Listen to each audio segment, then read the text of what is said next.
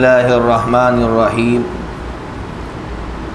الحمد للہ رب العالمین والصلاة والسلام علی سید الانبیاء والمرسلین وعلی آلہ واصحابہ الصادقین المعلمین المبلغین ومن تبعہم بإحسان الی یوم الدین اما بعد فاعوذ باللہ من الشیطان الرجیم بسم اللہ الرحمن الرحیم وَلَنَبْلُوَنَّكُمْ بِشَيْءٍ مِّنَ الْخَوْفِ وَالْجُوعِ وَنَقْصٍ مِّنَ الْأَمْوَالِ وَالْأَنفُسِ وَالثَّمَرَاتِ وَبَشِّرِ الصَّابِرِينَ الَّذِينَ إِذَا أَصَابَتْهُم مُّصِيبَةٌ قَالُوا إِنَّا لِلَّهِ وَإِنَّا إِلَيْهِ رَاجِعُونَ أُولَٰئِكَ عَلَيْهِمْ صَلَوَاتٌ مِّن رَّبِّهِمْ وَرَحْمَةٌ وَأُولَٰئِكَ هُمُ الْمُهْتَدُونَ صدق اللہ العظیم۔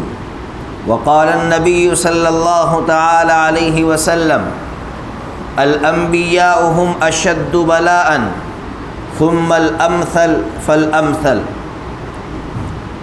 او کما قال علیہ الصلاة والسلام۔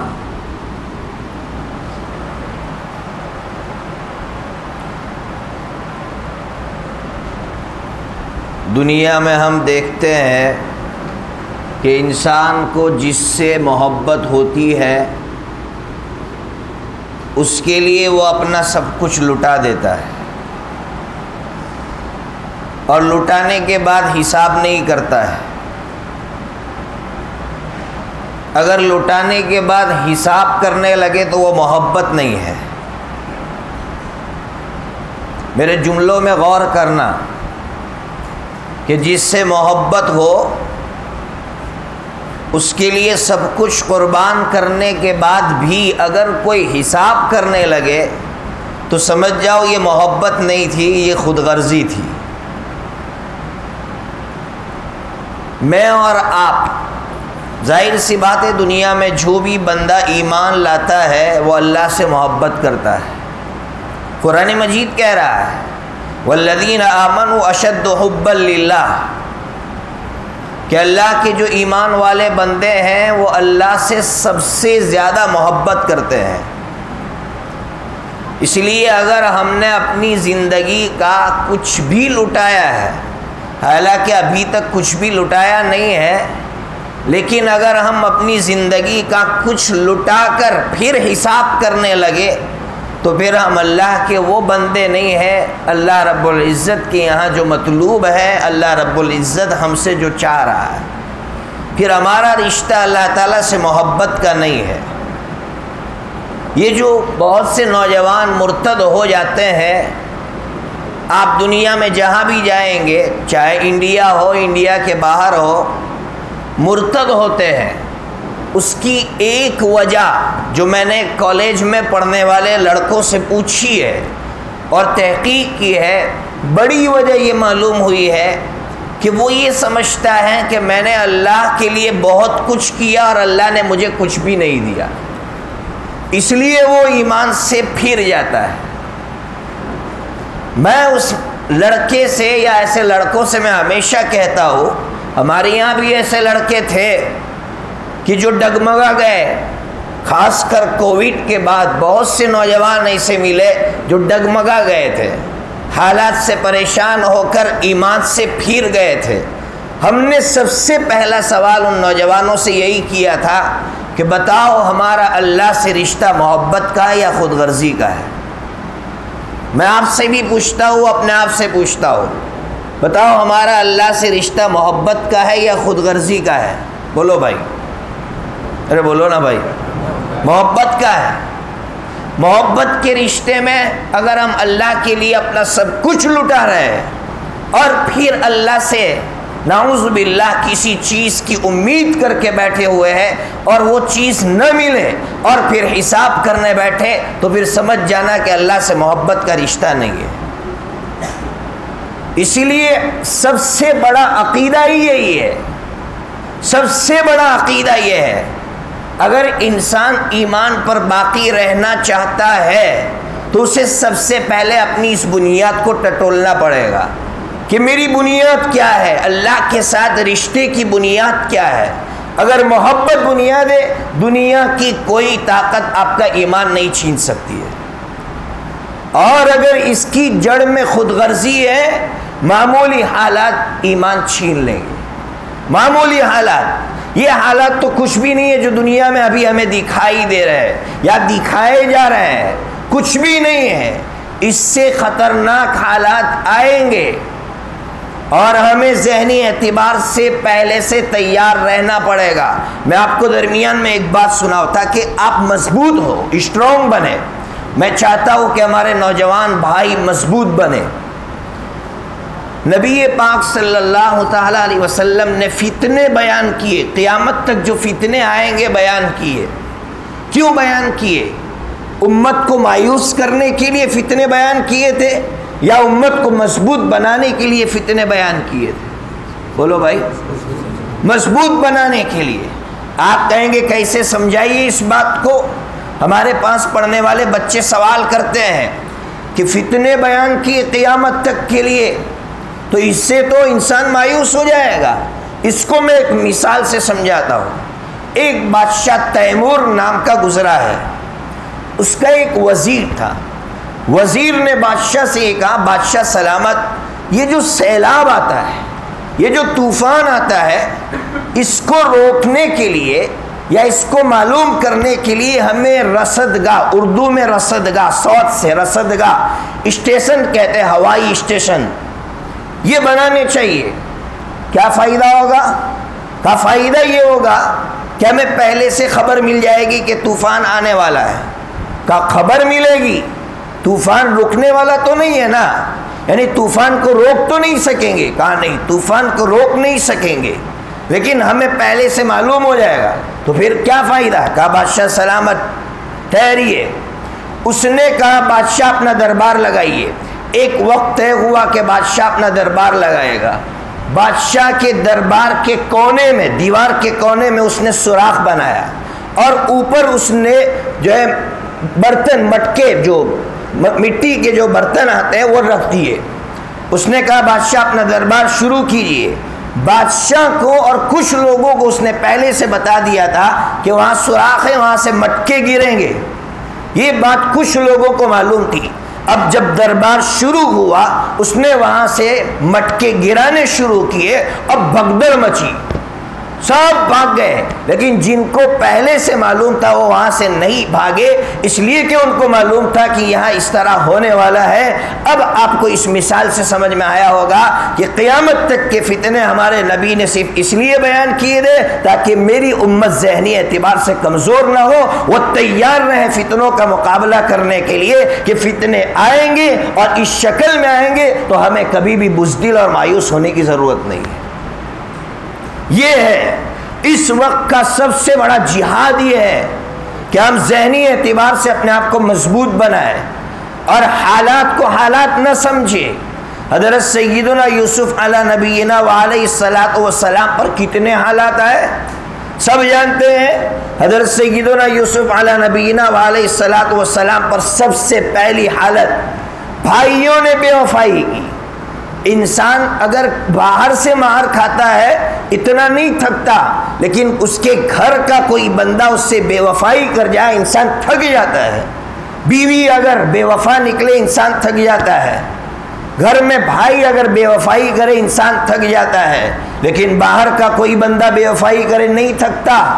بھائیوں کی بے وفائی، زنا کا الزام، نہ جانے کیسے کیسے حالات آئے، لیکن قربان جائیے سیدنا یوسف علی نبینا وعلیہ الصلاۃ والسلام پر جیل کی سلاخوں کے پیچھے ہے، لیکن اپنے مشن کو نہیں بھولے، اپنے مشن پہ لگے ہوئے ہیں۔ اور جب وہ دو نوجوان آپ کے ساتھ جیل خانے میں آئے، آپ نے ان کو مانوس کیا، قریب کیا، اور قریب کرنے کے بعد ایک جملہ سنایا، ارباب متفرقون خیر ام اللہ الواحد القہار، بتاؤ بہت سارے معبود بہتر ہے یا ایک رب بہتر ہے؟ یہ پیغام دیا قرآن مجید نے ہم سب کو کہ دیکھو حالات میں گھرے ہوئے تھے، لیکن سیدنا یوسف علیہ نبینا علیہ الصلوۃ والسلام اپنے مشن کو نہیں بھول رہے.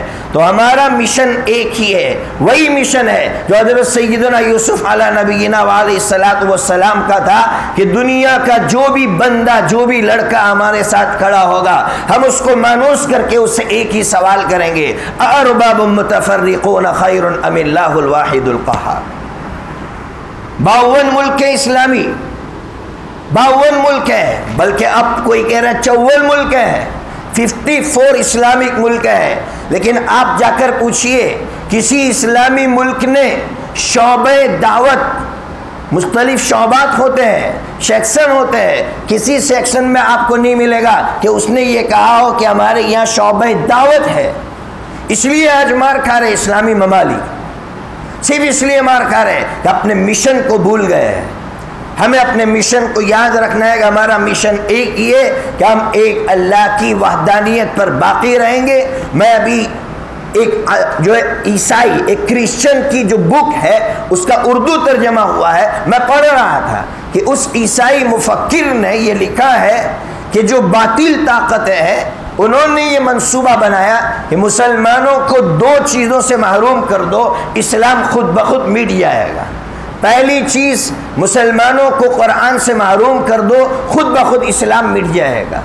لیکن دوسری چیز آپ دیکھیے، آپ حیران ہوں گے، اس نے لکھا ہے کہ باطل نے غور و خوض کے بعد یہ نتیجہ نکالا کہ مسلمانوں کو حج کی طاقت سے محروم کر دو، اسلام مٹ جائے گا.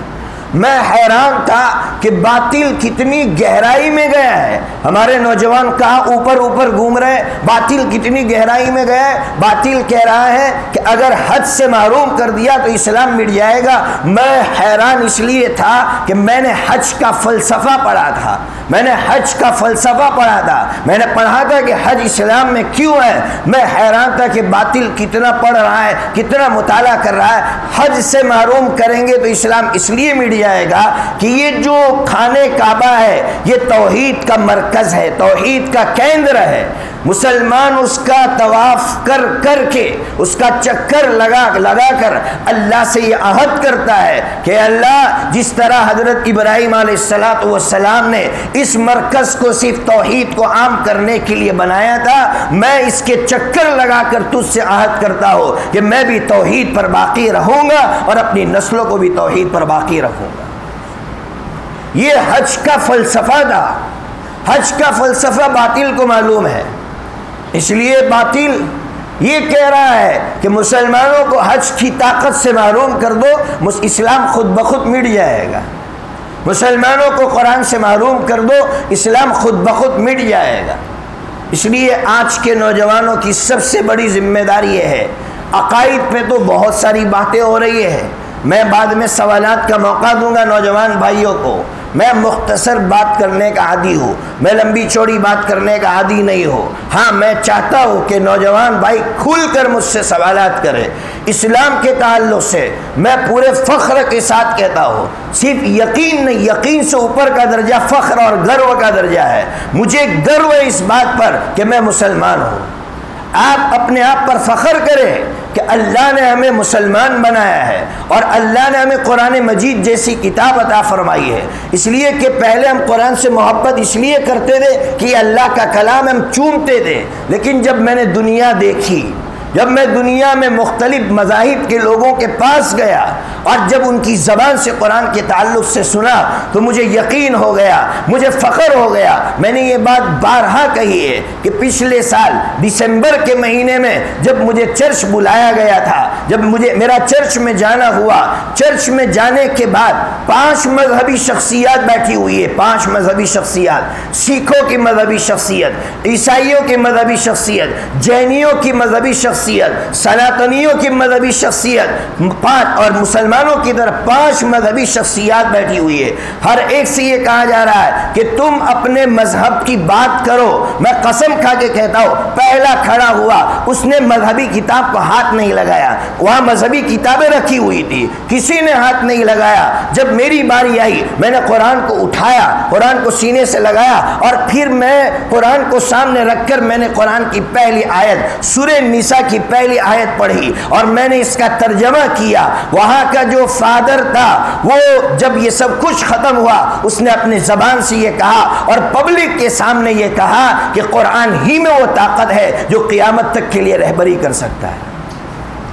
پھر بھی ہم قرآن پر فخر نہ کریں، پھر بھی ہم مایوسی کی زندگی گزاریں، پھر بھی ہم اسلام کو نہ سمجھیں کہ اسلام کتنا پیارا مذہب ہے۔ اسلام کی ایک عمل میں، ایک حکم میں جو حکمتیں چھپی ہوئی ہے، کیا عجیب بات ہے۔ اب میں کھانے پر آپ کو سناؤں، میں ابھی 5-6 دن پہلے کی بات کر رہا ہوں، میں یہاں آیا اس سے پہلے کی بات کر رہا ہوں، مدرسہ چل رہا تھا، میں سبق پڑھا رہا تھا، سبق کے دوران ایک حدیث آئی کہ نبی پاک صلی اللہ تعالیٰ علیہ وسلم گوشت کو نوچ کر کھاتے تھے، نوچ کر کھاتے تھے۔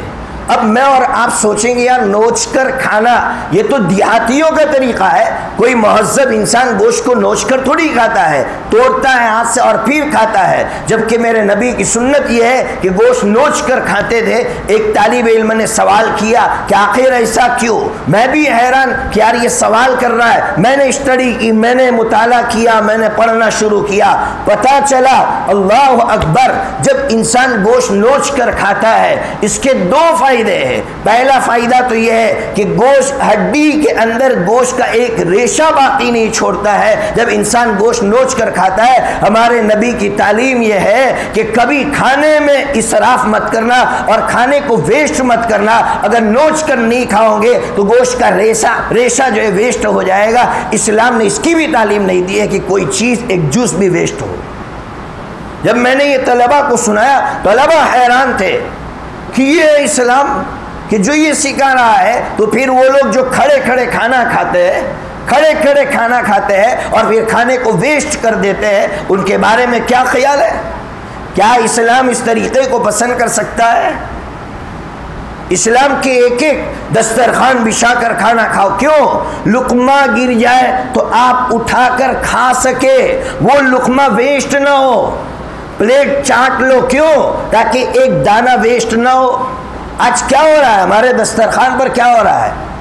جب یہ اسلام کی حکمتیں نان مسلم بھائیوں کو بتائی جاتی ہے، حیران رہ جاتے ہیں کہ اسلام اتنا پیارا مذہب ہے اور ہم نے آج تک اسلام کو سمجھا نہیں۔ جب ہم نے نہیں سمجھا تو ہم کیا اس کی تبلیغ کریں گے؟ ہم کیا اوروں تک اسلام پہنچائیں گے؟ اس لیے نوجوانوں کی ذمہ داری ہے اسلام کو سمجھے، اور اسلام کو سمجھنے کا طریقہ یہ کہ اسلام کو پڑھنا شروع کرو۔ نوجوان پڑھتے نہیں ہیں، سب سے زیادہ بدقسمتی ہماری یہ ہے، یا ہماری بدقسمتی کہیے، محرومی کہیے، کہ ہمارے نوجوانوں کے ہاتھوں میں سے کتاب نکل چکی ہے۔ میں نے جمعہ کے دن بھی اسی کی طرف توجہ دلائی۔ آج نوجوانوں کا طبقہ بیٹھا ہوا ہے، میں ان سے بھی یہی کہہ رہا ہوں، اپنے ہاتھوں میں کتاب لائیے، کتاب لیجیے اپنے ہاتھوں میں۔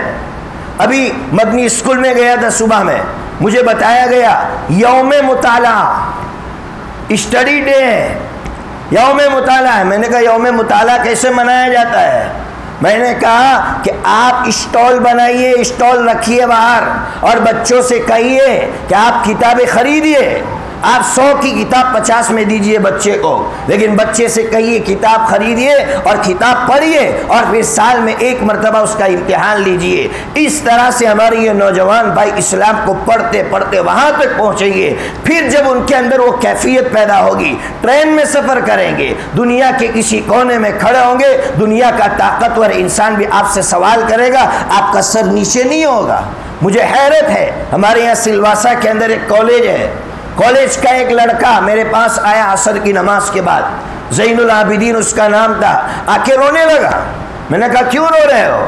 کہا کہ میں اس پر رو رہا ہوں کہ میرے سر نے کل لیکچر دیا اور اس میں اس نے اسلام کا مذاق اڑایا۔ میں نے کہا کیا مذاق اڑایا؟ آپ سمجھیے گا، نوجوان بھائیوں سے کہہ رہا ہوں، اس نے مذاق یہ اڑایا، اس نے اس مسلم لڑکے کی طرف اشارہ کر کے یہ کہا مسلمانوں میں یہ پرتھا ہے، یہ رسم ہے. کیا رسم ہے؟ کہ اگر شوہر نے اپنی بیوی سے یہ کہہ دیا تو میری ماں کی طرح ہے تو اسلام میں طلاق ہو جاتی ہے. دیکھو اسلام کیسا مذہب ہے. سب نے ٹھٹھا مارا، مذاق اڑایا. یہ رونے لگا اس لیے کہ غیرت مند مسلمان تھا، لیکن یہ رو اس پر بھی رہا تھا کہ میں کیسا بے حس مسلمان ہوں کہ مجھے اسلام کا علم نہیں ہے. جب میرے پاس آیا میں نے کہا یہ اسلام کی پرتھا نہیں ہے، اسلام کی رسم یہ نہیں ہے، اسلام نے تو اس رسم کو مٹایا ہے. وہ اس پر افسوس کر رہا تھا کہ میری عمر 20 یا 22 سال کی ہو گئی لیکن مجھے اس کا علم نہیں ہے. کہ آج میرا سر اتنے بڑے مجمع کے سامنے اٹھ کر اسلام کا مذاق اڑا رہا ہے اور میں شرمندہ ہوں، مجھے اس کا جواب معلوم نہیں ہے. اس لیے 1 گھنٹے کے بیانات سے کچھ فائدہ نہیں ہوگا. 15-20 منٹ کے بیانات سنیے اور خود پڑھیے، اسلام کا مطالعہ کیجیے، علماء کی رہبری میں اسلام کو پڑھتے رہیے. قسم خدا پاک کے اللہ آپ کو اس مقام تک لے جائے گا. میں واقعات سنانے کا عادی نہیں ہوں، لیکن آپ نے وہ جواد کا واقعہ میری زبان سے کئی مرتبہ سنا ہوگا. ترکی کے نوجوان جواد کا واقعہ ابھی مختصراً سنا دیتا ہوں تاکہ ہمارے نوجوان بھائیوں کے اندر وہ حوصلہ پیدا ہو.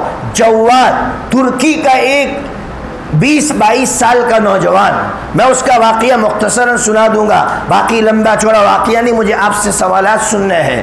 6 سال کی عمر ہے، ماں کا انتقال یا باپ کا انتقال ہو جاتا ہے. ماں جو ہے اس کو پرورش کر کے بڑا کرتی ہے. 22 سال کی عمر میں ماں یا باپ کا انتقال، یعنی دونوں کا انتقال ہو جاتا ہے. اب یہ ٹھان لیتا ہے کہ مجھے نوکری کے لیے جانا ہے کہیں. نوکری کے لیے ڈھونڈتے ڈھونڈتے ہمارے اس ملک میں آتا ہے. جب انگریزوں کی حکومت تھی، یہ 18ویں سینچری کی بات کر رہا ہو، 1777 عیسوی کی بات کر رہا ہو، 18ویں سینچری کی بات کر رہا ہو، جب انگریز ہمارے ملک میں تھا. آیا نوکری کرنے لگا یہ جواد، لیکن اس کے اندر ترکیوں کے اندر ایک چیز ہے جو غیرت ترکی نوجوانوں میں ہے، وہ غیرت کسی اور میں نہیں ہے.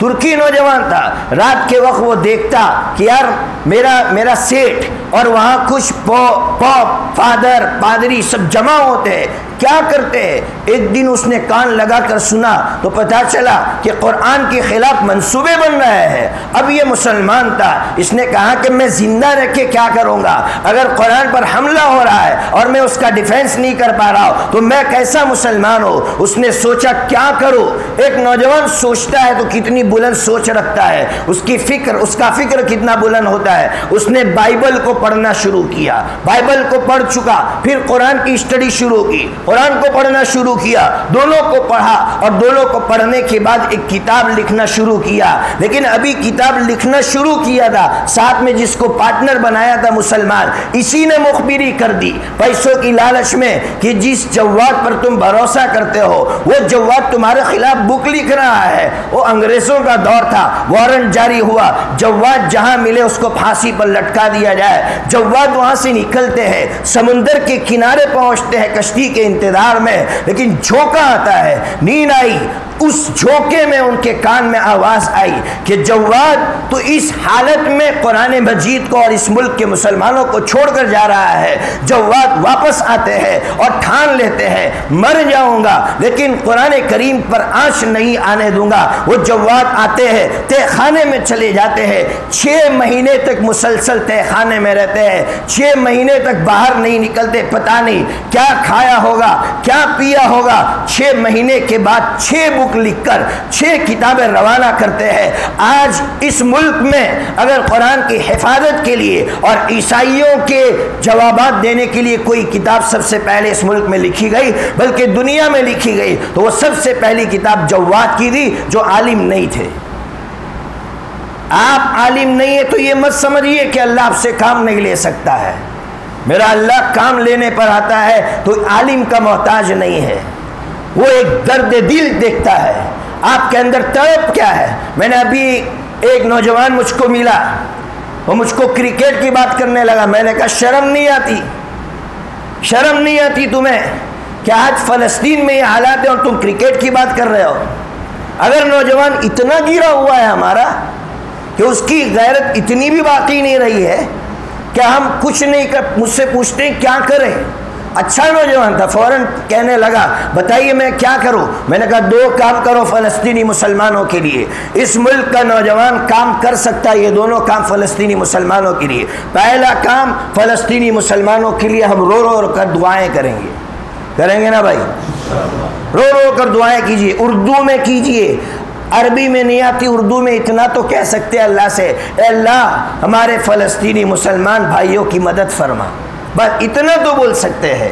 دوسرا کام، فلسطینی جتنی مصنوعات ہے، اس کی جتنی پروڈکٹس ہیں، سب کا بائیکاٹ کرو۔ میں قسم کھا کر کہتا ہوں، میرے پاس پڑھنے والے بچے موجود ہیں، جب سے میں نے سنا تب سے میں نے آج تک نہ پیپسی پی ہے، نہ کوکو کولا پیا ہے، نہ میں نے 7 اپ پیا ہے، میں نے تب سے چھوڑ دیا ہے، صرف اس لیے کہ میرے پیسوں سے ان فلسطینی بھائیوں کو مارا جا رہا ہے۔